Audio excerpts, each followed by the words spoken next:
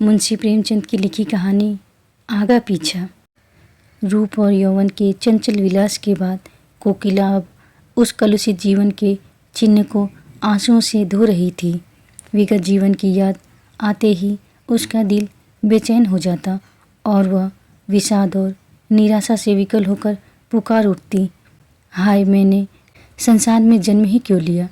उसने दान और व्रत से उन कालिमाओं को धोने का प्रयत्न किया और जीवन के वसंत की सारी विभूति इस निष्फल प्रयास में लुटा दी।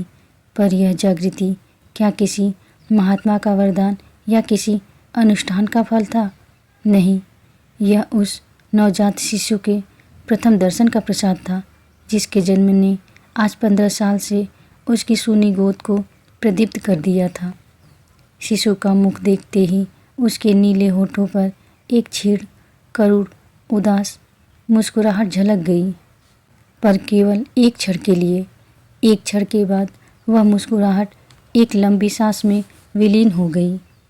उस सशक्त छीड़ कोमल रुदन ने कोकिला के जीवन का रुख फेर दिया। वात्सल्य की वह ज्योति उसके लिए जीवन संदेश और मूक उपदेश थी। कोकिला ने उस नवजात बालिका का नाम रखा श्रद्धा।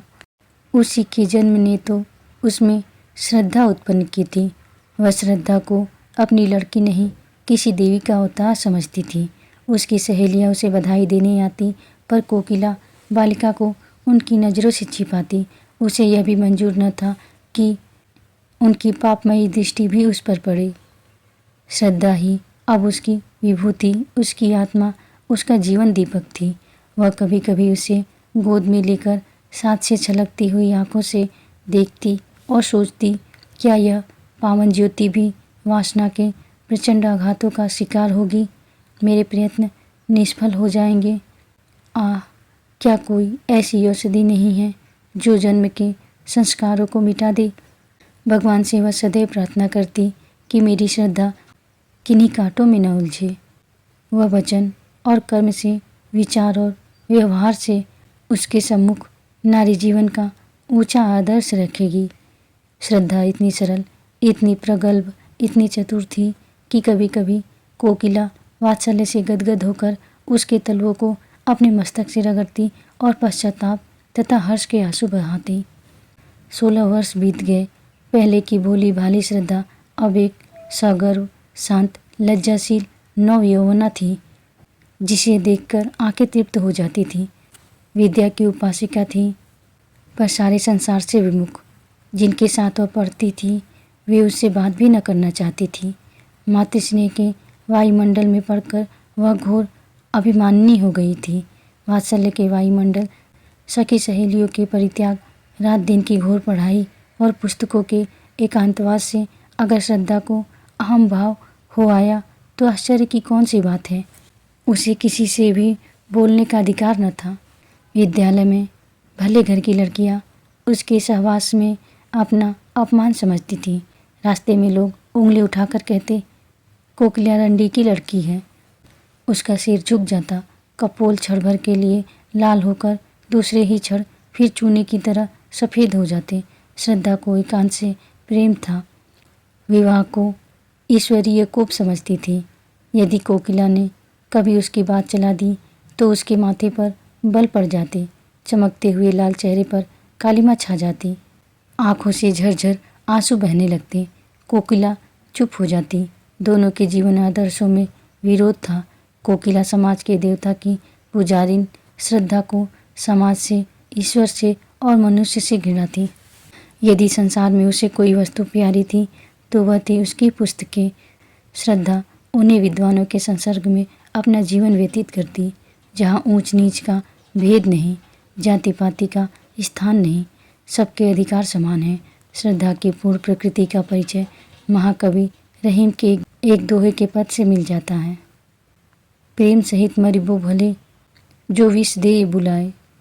अगर कोई सा प्रेम बुलाकर उसे विष दे देता तो वह उसे अपने मस्तक से लगा लेती, किंतु अनादर से दिए हुए अमृत की भी उसकी नज़रों में कोई हिमाकत न थी। एक दिन कोकिला ने आंखों में आंसू भरकर श्रद्धा से कहा, क्यों मुन्नी, सच बताना, तुझे यह लज्जा तो लगती ही होगी कि मैं क्यों इसकी बेटी हुई। यदि तू किसी ऊंचे कुल में पैदा हुई होती तो क्या तब भी तेरे दिल में ऐसे ही विचार आते? तू मन ही मन मुझे ज़रूर कोसती होगी। श्रद्धा माँ का मुंह देखने लगी। माता से इतनी श्रद्धा कभी उसके दिल में पैदा नहीं हुई थी। कांपते हुए स्वर में बोली, अम्मा जी, आप मुझसे ऐसा प्रश्न क्यों करती हैं? क्या मैंने कभी आपका अपमान किया है? कोकिला ने गदगद होकर कहा, नहीं बेटी, उस परम दयालु भगवान से यही प्रार्थना है कि तुम्हारी जैसी सुशील लड़की सबको दे। पर कभी कभी यह विचार आता है कि तू अवश्य ही मेरी बेटी होकर पछताती होगी। श्रद्धा ने धीर कंठ से कहा, अम्मा, आपकी यह भावना निर्मूल है। मैं आपसे सच कहती हूँ, मुझे जितनी श्रद्धा और भक्ति आपके प्रति है उतनी किसी के प्रति नहीं। आपकी बेटी कहलाना मेरे लिए लज्जा की बात नहीं, गर्व की बात है। मनुष्य परिस्थितियों का दास होता है। आप जिस वायुमंडल में पली उसका असर तो पड़ना ही था, किंतु पाप के दलदल में फंसकर फिर निकल आना अवश्य गौरव की बात है। बहाव की ओर से नाव खेले जाना तो बहुत सरल है, किंतु जो नाविक बहाव के प्रतिकूल खेले जाता है वही सच्चा नाविक है। कोकिला ने मुस्कुराते हुए पूछा, तो फिर विवाह के नाम से क्यों चिढ़ती है? श्रद्धा ने आंखें नीची करके उत्तर दिया, बिना विवाह के जीवन व्यतीत नहीं हो सकता। मैं कुंवारी ही रहकर जीवन बिताना चाहती हूँ।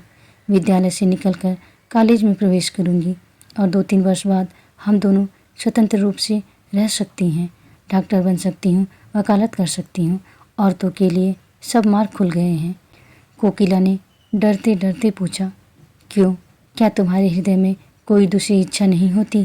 किसी से प्रेम करने की अभिलाषा तेरे मन में नहीं पैदा होती? श्रद्धा ने एक लंबी सांस लेकर कहा, अम्मा जी, प्रेम विहीन संसार में कौन है? प्रेम मानव जीवन का श्रेष्ठ अंग है। यदि ईश्वर की ईश्वरता कहीं देखने में आती है तो वह केवल प्रेम में। जब कोई ऐसा व्यक्ति मिलेगा जो मुझे वरने में अपनी मान हानि न समझेगा तो मैं तन मन धन से उसकी पूजा करूँगी, पर किसके सामने हाथ पसार कर प्रेम की भिक्षा मांगूँ? यदि किसी ने सुधर के क्षणिक आवेश में विवाह कर भी लिया तो मैं प्रसन्न न हो सकूँगी। इससे तो कहीं अच्छा है कि मैं विवाह का विचार ही छोड़ दूँ। इन्हीं दिनों महिला मंडल का एक उत्सव हुआ। कॉलेज के रसिक विद्यार्थी काफ़ी संख्या में सम्मिलित हुए। हाल में तिल भर भी जगह खाली न थी। श्रद्धा भी आकर स्त्रियों की सबसे अंत की पंक्ति में खड़ी हो गई। उसे यह सब स्वांग मालूम होता था। आज प्रथम ही बार वह ऐसी सभा में सम्मिलित हुई थी। सभा की कार्यवाही शुरू हुई। प्रधान महोदय की वक्तृता के पश्चात प्रस्ताव पेश होने लगे और उनके समर्थन के लिए वक्तृताएं होने लगी, किंतु महिलाएं उनकी वक्तृताएं भूल गई या उन पर सभा का रोब ऐसा छा गया कि उनकी वक्तृता शक्ति लोप हो गई। वे कुछ टूटे फूटे जुमले बोलकर बैठने लगी। सभा का रंग बिगड़ने लगा। कई लेडियां बड़ी शान से प्लेटफॉर्म पर आई, किंतु 2-3 शब्दों से अधिक न बोल सकी। नवयुवकों को मजाक उड़ाने का अवसर मिला। कह पड़ने लगे, तालियां बजने लगी। श्रद्धा उनकी यह दुर्जनता देखकर तिलमिला उठी। उसका अंग प्रत्यंग फड़कने लगा। प्लेटफॉर्म पर जाकर वह कुछ इस शान से बोली कि सभा पर आतंक छा गया। कोलाहल शांत हो गया। लोग टकटकी बांधकर उसे देखने लगे। श्रद्धा स्वर्गीय बाला की भांति धारावाहिक रूप में बोल रही थी। उसके प्रत्येक शब्द से नवीनता, सजीवता और दृढ़ता प्रतीत होती थी। उसके नव यौवन की सुरभि भी चारों ओर से फैलकर सभा मंडल को अवाक कर रही थी। सभा समाप्त हुई। लोग टीका टिप्पणी करने लगे। एक ने पूछा, यह स्त्री कौन थी भाई? दूसरे ने उत्तर दिया, उसी कोकिला रंडी की लड़की। तीसरे व्यक्ति ने कहा, तभी यह आवाज़ और सफाई है, तभी तो जादू है। जादू है जनाब, मुजस्सिम जादू। क्यों न हो, माँ भी तो सितम ढाती थी। जब से उसने अपना पेशा छोड़ा शहर बेजान हो गया। अब मालूम होता है कि यह अपनी माँ की जगह लेगी। इस पर एक खद्दरधारी काला नवयुवक बोला, क्या खूब कदरदानी फरमाई है जनाब ने। वाह, उसी व्यक्ति ने उत्तर दिया, आपको बुरा क्यों लगा? क्या कुछ सहट घाट तो नहीं है? काले नवयुवक ने कुछ तेज होकर कहा, आपको ऐसी बातें मुंह से निकालते लज्जा भी नहीं आती? दूसरे व्यक्ति ने कहा, लज्जा की कौन बात है जनाब, वेश्या की लड़की अगर वेश्या हो तो आश्चर्य की क्या बात है? नवयुवक ने घृणापूर्ण स्वर में कहा, ठीक होगा, आप जैसे बुद्धिमान व्यक्तियों की समझ में जिस रमणी के मुख से ऐसे विचार निकल सकते हैं वह देवी है, रूप को बेचने वाली नहीं। श्रद्धा उसी समय सभा से जा रही थी। यह अंतिम शब्द उसके कानों में पड़ गए। वह विस्मित और पुलकित होकर वहीं ठिठक गई। काले नवयुवक की ओर कृतज्ञतापूर्ण दृष्टि से निहारा और फिर बड़ी तेजी से आगे बढ़ गई, लेकिन रास्ते भर उसके कानों में उन्हीं शब्दों की प्रतिध्वनि गूंजती रही। अब तक श्रद्धा की प्रशंसा करने वाली, उसे उत्साहित करने वाली केवल उसी की माँ कोकिला थी और चारों ओर वही उपेक्षा थी, वही तिरस्कार। आज एक अपरिचित काले किंतु गौर हृदय वाले खद्दरधारी नवयुवक व्यक्ति के मुख का चित्र बराबर उसकी आंखों के सामने नाच रहा था। मन में प्रश्न उठा, वह कौन है? क्या फिर कभी उसके दर्शन होंगे? कॉलेज जाते समय श्रद्धा उस नवयुवक को खोई हुई आंखों से खोजती। घर पर रोज चिक्की आड़ से रास्ते के आते जाते लोगों को देखती, लेकिन वह नवयुवक नजर न आता। कुछ दिनों बाद महिला मंडल की दूसरी सभा का विज्ञापन निकला। अभी सभा होने को 4 दिन बाकी थे। वह चारों दिन श्रद्धा ने अपना भाषण तैयार करने में बिताए। एक एक शब्द की खोज में घंटों सिर मारती, एक एक वाक्य को बार बार पढ़ती, बड़े बड़े नेताओं की स्पीचें पढ़ती और उसी तरह लिखने की कोशिश करती। जब सारी स्पीच पूरी हो गई तो श्रद्धा अपने कमरे में जाकर कुर्सियों और मेज़ों को संबोधित करके जोर जोर से पढ़ने लगी। भाषण कला के सभी लक्षण जमा हो गए थे। उपसंहार तो इतना सुंदर था कि उसे अपने ही मुख से सुनकर वह मुग्ध हो गई। इसमें कितना संगीत था, कितना आकर्षण, कितनी क्रांति। सभा का दिन आ पहुंचा। श्रद्धा मन ही मन भयभीत होती हुई सभा मंडप में घुसी। हाल भरा हुआ था और पहले दिन से भी अधिक भीड़ थी। श्रद्धा को देखते ही जनता ने तालियां पीटकर उसका स्वागत किया। कोलाहल होने लगा और सभी एक स्वर से चिल्ला उठे, आप अपनी वक्तृता शुरू करें। श्रद्धा ने मंच पर आकर एक उड़ती हुई निगाह से जनता की ओर देखा। वह काला नवयुवक जगह न मिलने के कारण अंतिम पंक्ति में खड़ा हुआ था। श्रद्धा के दिल में गुदगुदी सी होने लगी। उसने कांपते स्वर में अपनी वक्तृता शुरू की। उसकी नज़रों में सारा हाल पुतलियों से भरा हुआ था। अगर कोई जीवित मनुष्य था तो वही सबसे पीछे खड़ा हुआ काला नवयुवक। उसका मुख उसी की ओर था। वह उसी से अपने भाषण की दाद मांग रही थी। हीरा परखने की आशा जौहरी से ही की जाती है। आधा घंटे तक श्रद्धा के मुख से फूलों की वर्षा होती रही। लोगों को बहुत कम ऐसी वक्तृता सुनने को मिली थी। श्रद्धा जब सभा समाप्त होने पर घर चली तो देखा वही काला नवयुवक उसके पीछे तेजी से चला आ रहा है। श्रद्धा को यह मालूम था कि लोगों ने उसका भाषण बहुत पसंद किया है, लेकिन इस नवयुवक की राय सुनने का अवसर उसे नहीं मिला था। उसने अपनी चाल धीमी कर दी। दूसरे ही क्षण वह नवयुवक उसके पास पहुंच गया। दोनों कई कदम चुपचाप चलते रहे। अंत में नवयुवक ने झिझकते हुए कहा, आज तो आपने कमाल कर दिया। श्रद्धा ने प्रफुल्लता के रेत को दबाते हुए कहा, धन्यवाद, यह आपकी कृपा है। नवयुवक ने कहा, मैं किस लायक हूँ? मैं ही नहीं, सारी सभा सिर धून रही थी। श्रद्धा, क्या आपका शुभ स्थान यही है? नवयुवक, जी हाँ, यहाँ मैं एमए में पढ़ रहा हूँ। यह ऊंच नीच का भूत न जाने कब तक हमारे सिर पर सवार रहेगा। अभाग्य से मैं भी उन लोगों में हूँ जिन्हें संसार नीच समझता है। मैं जाति का चमार हूँ। मेरे पिता स्कूल के इंस्पेक्टर के यहाँ अर्दली थे। उनकी सिफारिश से स्कूल में भर्ती हो गया। तब से भाग्य से लड़ता भिड़ता चला आ रहा हूँ। पहले तो स्कूल के मास्टर मुझे छूते ही न थे। वह हालत तो अब नहीं रही, किंतु लड़के अब भी मुझसे खिंचे रहते हैं। श्रद्धा, मैं तो कुलीनता को जन्म से नहीं धर्म से मानती हूँ।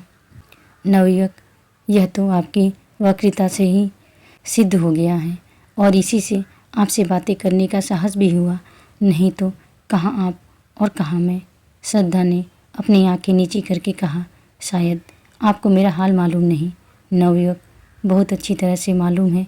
यदि आप अपनी माता जी के दर्शन करवा सके तो आपका बड़ा आभारी होऊंगा। वह आपसे मिलकर बड़ी प्रसन्न होंगी।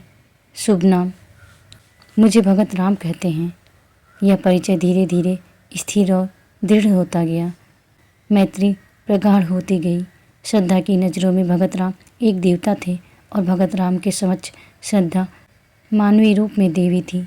1 साल बीत गया। भगत राम रोज देवी के दर्शन को जाता। दोनों घंटों बैठे बातें किया करते। श्रद्धा कुछ भाषण करती तो भगत राम सब काम छोड़कर सुनने जाता। उसके मंसूबे एक थे, जीवन के आदर्श एक, रुचि एक, विचार एक। भगत राम अब प्रेम और उसके रहस्यों की मार्मिक विवेचना करता।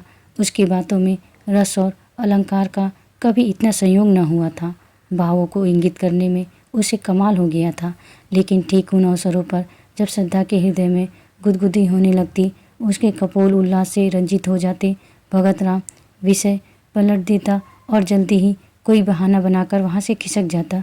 उसके चले जाने पर श्रद्धा हसरत के आंसू बहाती और सोचती, क्या इन्हें दिल से मेरा प्रेम नहीं?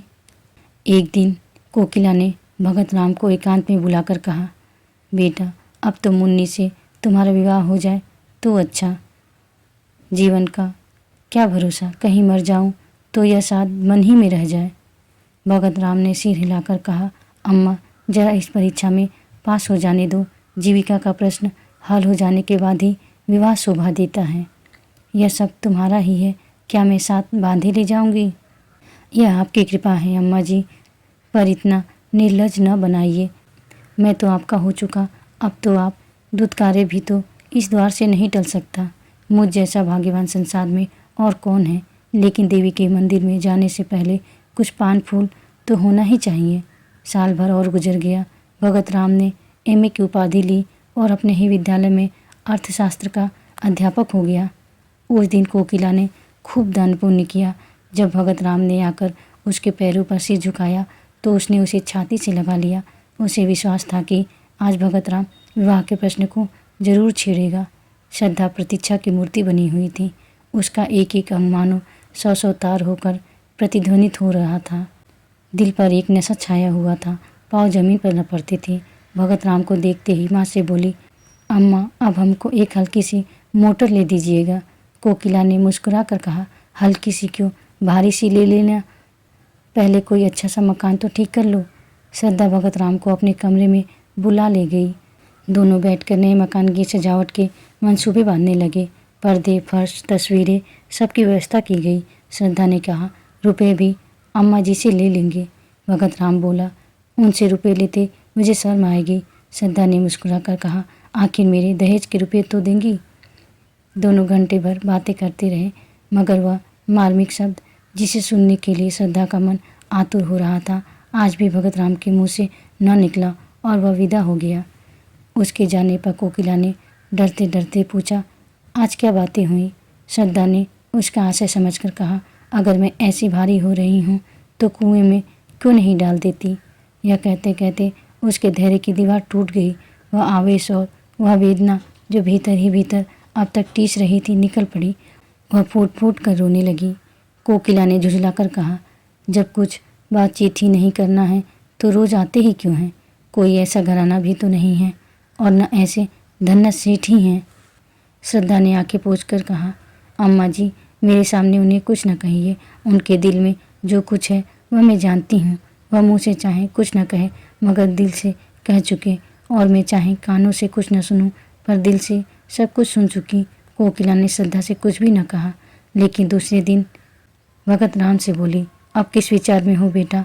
भगत राम ने सिर खुजलाते हुए कहा, अम्मा जी, मैं तो हाजिर हूँ, लेकिन घर वाले किसी तरह राजी नहीं होते। जरा फुर्सत मिले तो घर जाकर राजी कर लूँ। माँ बाप को नाराज़ करना भी तो अच्छा नहीं। कोकिला कुछ जवाब न दे सकी। भगत राम के माँ बाप शहर से दूर रहते थे। यही एक उनका लड़का था। उनकी सारी उमंगें उसी के विवाह पर अवलंबित थी। उन्होंने कई बार उसकी शादी तय की, पर भगत राम बार बार यही कहकर निकल जाता कि जब तक नौकर न हो जाऊंगा विवाह न करूंगा। अब वह नौकर हो गया था। इसलिए दोनों माघ के एक ठंडे प्रातःकाल में लदे फदे भगत राम के मकान पर आ पहुँचे। भगत राम ने दौड़कर उनकी पगधूली ली और कुशल आदि पूछने के बाद कहा, आप लोगों ने इस जाड़े पाले में क्यों तकलीफ की? मुझे बुला लिया होता। चौधरी ने अपनी पत्नी की ओर देखते हुए कहा, सुनती हो बच्चा की अम्मा जब बुलाते हैं तो कहते हैं कि इम्तिहान है, यह है वह है, जब आ गए तो कहता है बुलाया क्यों नहीं? तुम्हारा विवाह ठीक हो गया है, अब 1 महीने की छुट्टी लेकर हमारे साथ चलना होगा, इसलिए हम दोनों आए हैं। चौधराइन, हमने कहा कि बिना गए काम नहीं चलेगा, तो आज ही दरखास्त दे दो। लड़की बड़ी सुंदर, पढ़ी लिखी, अच्छे कुल की है। भगत राम ने लजाते हुए कहा, मेरा विवाह तो यहीं एक जगह लगा हुआ है, अगर आप राजी हो तो कर लूँ। चौधरी, इस शहर में हमारी बिरादरी का कौन है? क्यों बच्चा की अम्मा? चौधराइन, यहाँ हमारी बिरादरी का तो कोई नहीं है। भगत राम, माँ बेटी हैं, घर में रुपया भी है, लड़की ऐसी है कि तुम लोग देखकर खुश हो जाओगे, मुफ्त की शादी हो जाएगी। चौधरी, क्या लड़की का बाप मर गया है? उसका क्या नाम था? कहाँ का रहने वाला है? कुल मर्जात कैसा है? जब तक यह सारी बातें मालूम ना हो जाए तब तक ब्याह कैसे हो सकता है? क्यों बच्चा की अम्मा? चौधराइन, हाँ, बिना इन बातों का पता लगाए कैसे हो सकता है? भगत राम ने कोई जवाब नहीं दिया। चौधरी, यहाँ किस मोहल्ले में रहती है माँ बेटी? सारा शहर हमारा छाना पड़ा है, हम यहाँ कोई 20 साल रहे होंगे। क्यों बच्चा की अम्मा? चौधराइन, 20 साल से ज़्यादा रहे हैं। भगत राम, उनका घर नखास पर है। चौधरी, नखास से किस तरफ? भगत राम, नखास की सामने वाली गली में पहला मकान उन्हीं का है, सड़क से दिखाई देता है। चौधरी, पहला मकान तो कोकिला रंडी का है, गुलाबी रंग से पुता हुआ है ना? भगत राम ने झेपते हुए कहा, जी हाँ, वही मकान है। चौधरी, तो उसमें कोकिला रंडी नहीं रहती क्या? भगत राम, रहती क्यों नहीं, माँ बेटी दोनों ही तो रहती हैं। चौधरी, तो क्या कोकिला रंडी की लड़की से ब्याह करना चाहते हो? नाक कटवाने पर लगे हो, बिरादरी में तो कोई पानी पिएगा नहीं। चौधराइन, लुका लगा दूंगी, मुंह में रांट के, रूप रंग देख करके लुभा गए क्या? भगत राम, मैं तो इसे अपना भाग्य समझता हूँ कि वह अपनी लड़की की शादी मेरे साथ करने को राजी है। अगर वह आज चाहे तो किसी बड़े से बड़े रईस के घर में शादी कर सकती है। चौधरी, रईस उससे ब्याह न करेगा, रख लेगा।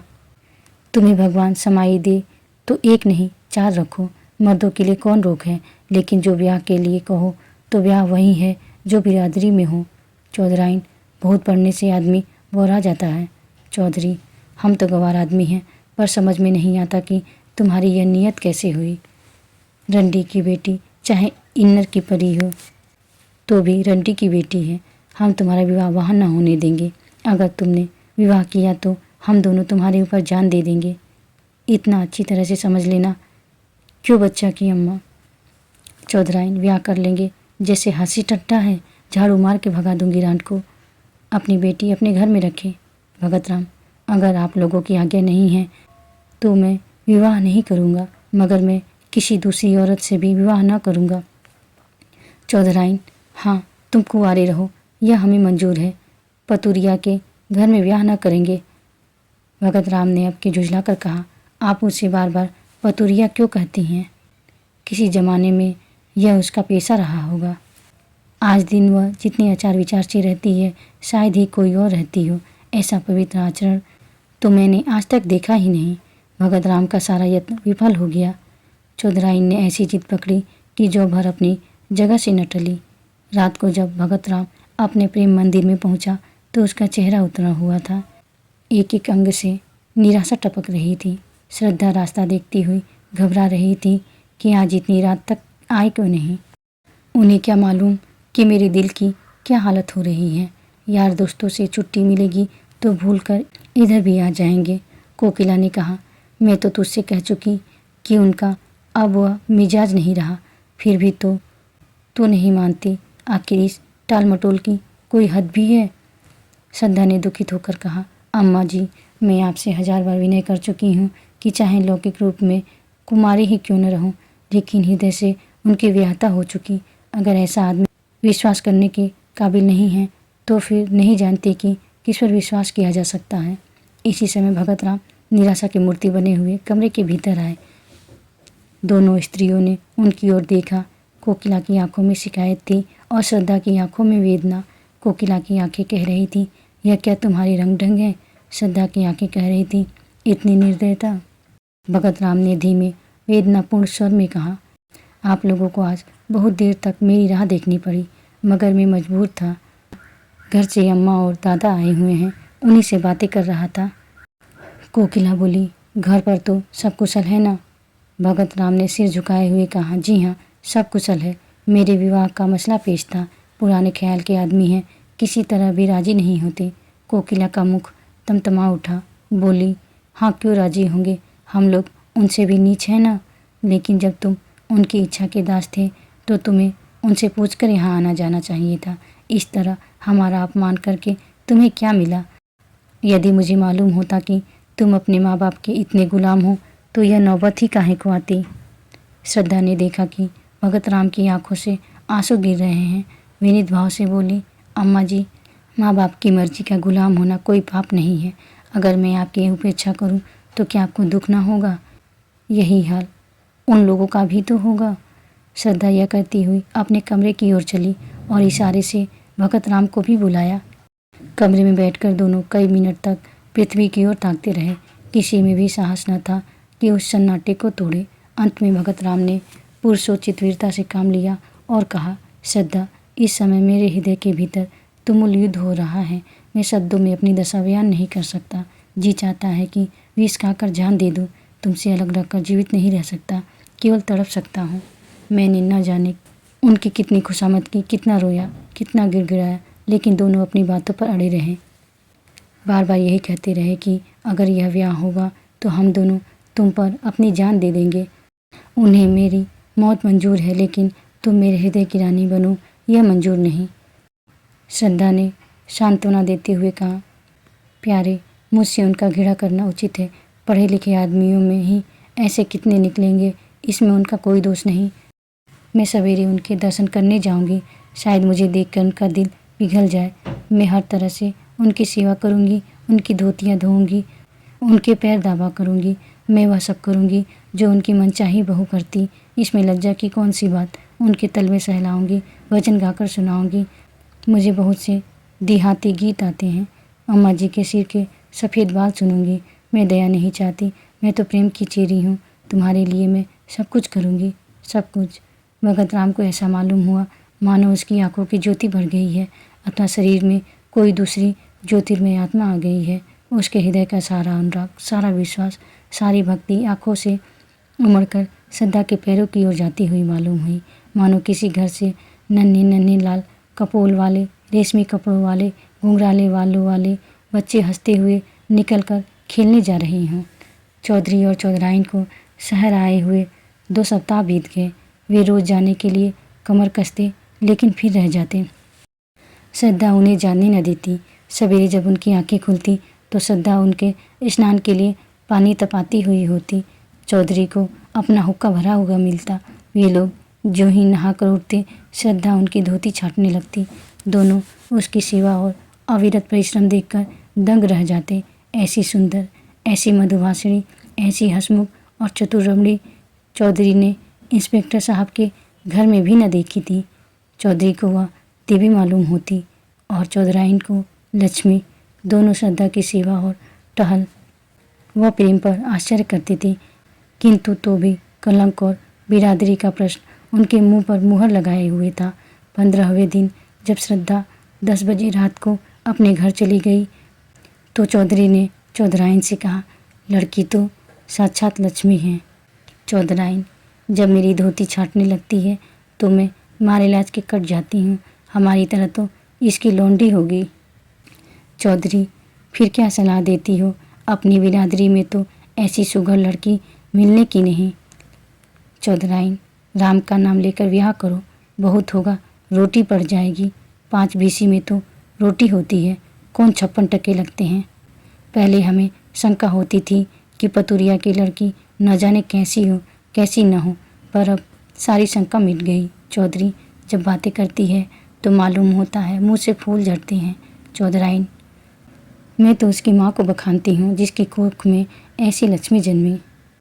चौधरी, कल चलो कोकिला से मिलकर सब ठीक ठाक कराएं। चौधराइन, मुझे तो उसके घर जाते शर्म लगती है। वह रानी बनी बैठी होगी, मैं तो उसकी लौंडी मालूम होंगी। चौधरी, तो फिर पाउडर मंगाकर मुंह में पोंछ लो, गोरी हो जाओगी। इंस्पेक्टर साहब की मेम भी तो रोज़ पाउडर लगाती थी। रंग तो सांवला था, पर जब पाउडर लगा लेती तो मुंह चमकने लगता था। चौधराइन, हंसी करोगे तो गाली दूंगी।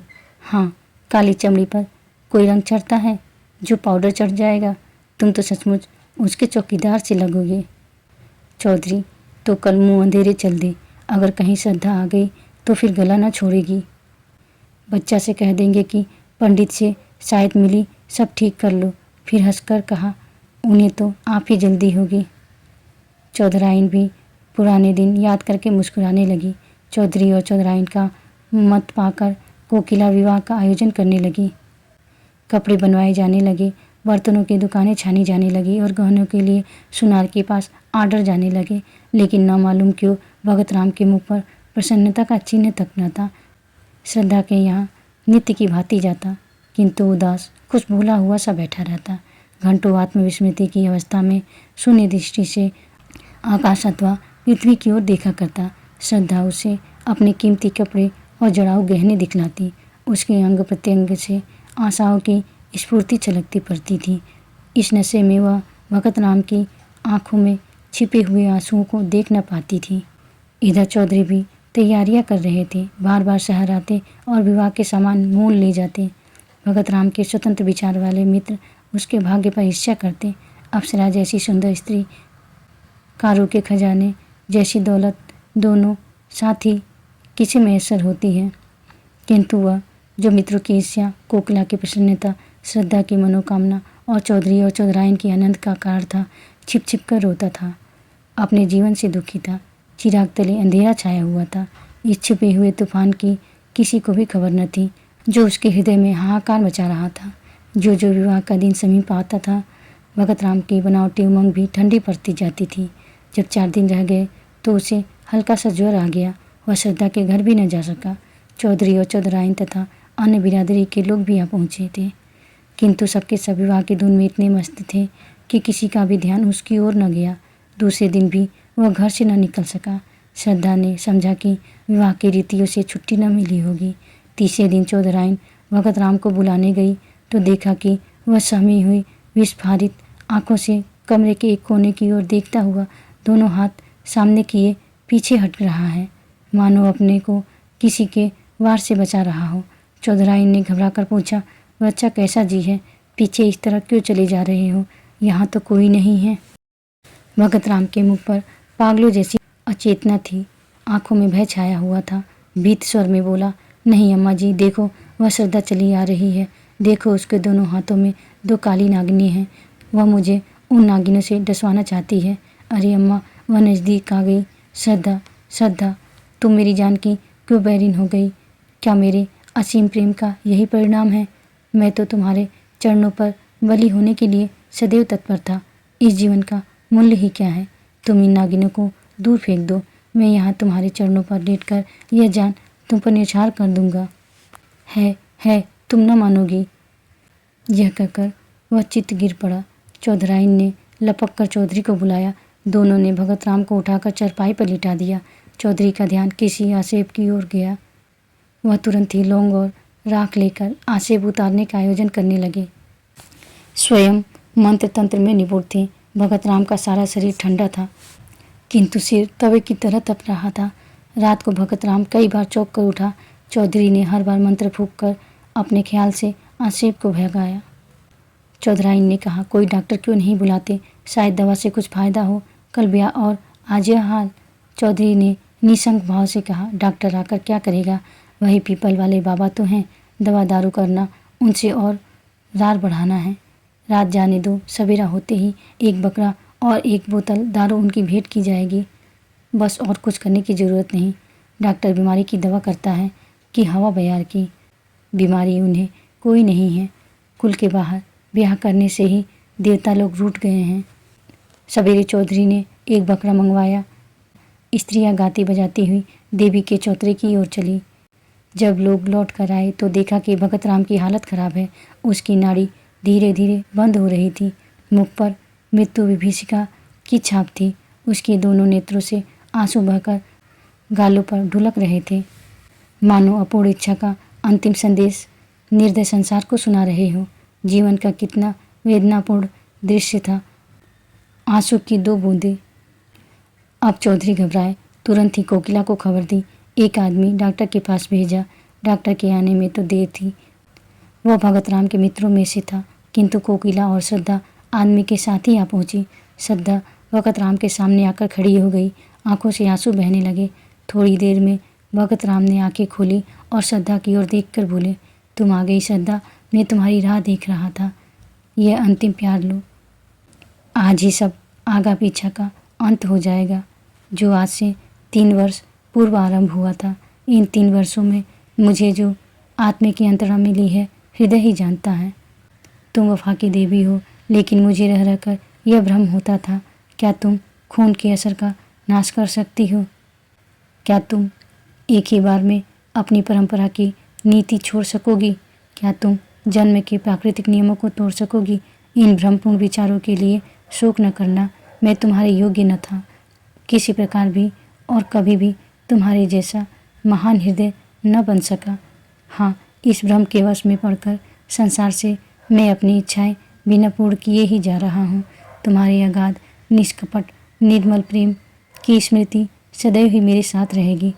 किंतु हाय अफसोस। कहते कहते भगत राम की आंखें फिर बंद हो गई। श्रद्धा के मुख पर गाढ़ी लालिमा दौड़ गई।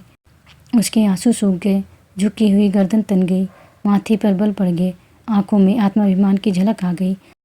वह क्षण भर वहाँ खड़ी रही और दूसरे ही क्षण नीचे आकर अपनी गाड़ी में बैठ गई। कोकिला उसके पीछे पीछे दौड़ी हुई आई और बोली, बेटी, यह क्रोध करने का अवसर नहीं है। लोग अपने दिल में क्या कहेंगे, उनकी दशा बराबर बिगड़ती ही जाती है। तुम्हारे रहने से बुढ़ों को ढांढस बंधा रहेगा। श्रद्धा ने कुछ उत्तर न दिया। कोचवान से कहा, घर चलो, कहकर कोकिला भी गाड़ी में बैठ गई। असह्य शीत पड़ रहा था। आकाश में काले बादल छाए हुए थे। शीतल वायु चल रही थी। माघ के अंतिम दिवस थे। वृक्ष पेड़ पौधे भी शीत से अकड़े हुए थे। दिन के 8 बज गए थे। अभी तक लोग रजाई के भीतर मुंह लपेटे हुए थे, लेकिन श्रद्धा का शरीर पसीने से भीगा हुआ था। ऐसा मालूम होता था कि सूर्य की सारी उष्णता उसके शरीर की रगों में घुस गई है। उसके ओठ सूख गए थे, प्यास से नहीं, आंतरिक धधकती हुई अग्नि की लपटों से। उसका एक एक अंग उस अग्नि की भीषण आग से जला जा रहा था। उसके मुख से बार बार जलती हुई गर्म सांस निकल रही थी, मानो किसी चूल्हे की लपट हो। घर पहुँचते पहुँचते उसका फूल सा मुख मलिन हो गया। ओठ पीले पड़ गए, जैसे किसी काले सांप ने डस लिया हो। कोकिला बार बार अश्रुपूर्ण नेत्रों से उसकी ओर ताकती थी, पर क्या कहे और क्या कहकर समझाए। घर पहुंचकर श्रद्धा अपने ऊपर के कमरे की ओर चली, किंतु उसमें इतनी शक्ति न थी कि सीढ़ियाँ चढ़ सके। रस्सी को मजबूती से पकड़ती हुई किसी तरह अपने कमरे में पहुंची। हाय, आधा ही घंटे पूर्व यहाँ की एक एक वस्तु पर प्रसन्नता, आह्लाद, आशाओं की छाप लगी हुई थी, पर अब सब की सब सिर धुनती हुई मालूम होती थी। बड़े बड़े संदूकों में जोड़े सजाए हुए रखे थे। उन्हें देखकर श्रद्धा के हृदय में हुक उठी और वह गिर पड़ी, जैसे विहार करता हुआ और कुलाचे भरता हुआ हिरन तीर लग जाने से गिर पड़ता है। अचानक उसकी दृष्टि उस चित्र पर जा पड़ी जो आज 3 वर्ष से उसके जीवन का आधार हो रही थी। उस चित्र को उसने कितनी बार चूमा था, कितनी बार गले लगाया था, कितनी बार हृदय से चिपका लिया था। वे सारी बातें एक एक करके याद आ रही थी, लेकिन उनके याद करने का भी अधिकार उसे न था। हृदय के भीतर एक दर्द उठा जो पहले से कहीं अधिक प्राणांतकारी था, जो पहले से अधिक तूफान के समान भयंकर था। हाय, उस मरने वाले के दिल को उसने कितनी यंत्रणा पहुंचाई। भगत राम के अविश्वास का यह जवाब, यह प्रत्युत्तर कितना रोमांचकारी और हृदय विदारक था। हाय, वह कैसे ऐसे निठुर हो गई। उसका प्यारा उसकी नज़रों के सामने दम तोड़ रहा था।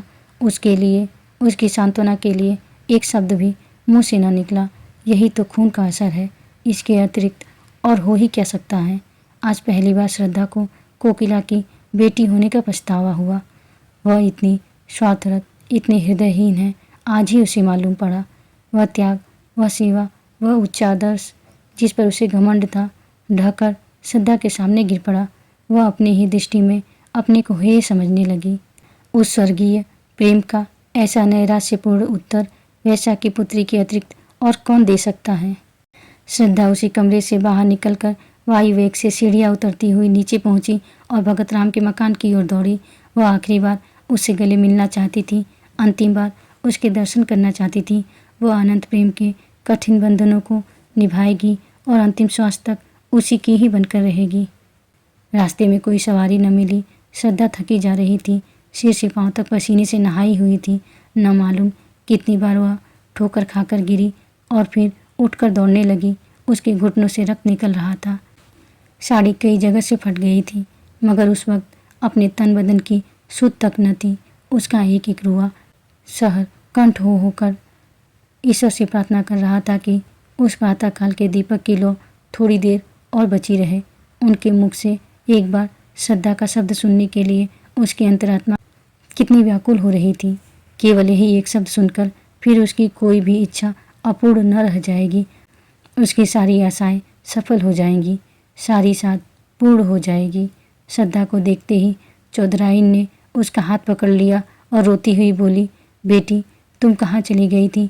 2 बार तुम्हारा नाम लेकर पुकार चुके हैं। श्रद्धा को ऐसा मालूम हुआ मानो उसका कलेजा फटा जा रहा है। उसकी आंखें पथरा गई।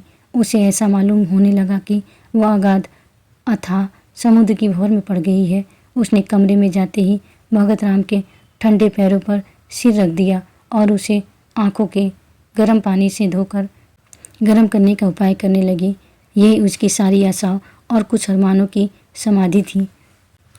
भगत राम ने आंखें खोलकर कहा, क्या तुम हो श्रद्धा? मैं जानता था कि तुम आओगी, इसलिए अभी तक प्राण अवशेष थे। जरा मेरे हृदय पर अपना सिर रख दो। हाँ, मुझे अब विश्वास हो गया कि तुमने मुझे क्षमा कर दिया। जी डूब रहा है। तुमसे कुछ मांगना चाहता हूँ, पर किस मुख से मांगूं? जब जीते जी न मांग सका तो अब क्या है। हमारी अंतिम घड़ियाँ किसी अपूर्ण साधु को अपने ही के भीतर छिपाए हुए होती हैं। मृत्यु पहले हमारी सारी ईर्ष्या, सारा भेदभाव, सारा द्वेष नष्ट करती हैं। जिनकी सूरत से हमें घृणा होती है, उनसे फिर वही पुराना सौहार्द, पुरानी मैत्री करने के लिए, उनको गले लगाने के लिए हम उत्सुक हो जाते हैं। जो कुछ कर सकते थे और न कर सके, उसी की एक साथ रह जाती है।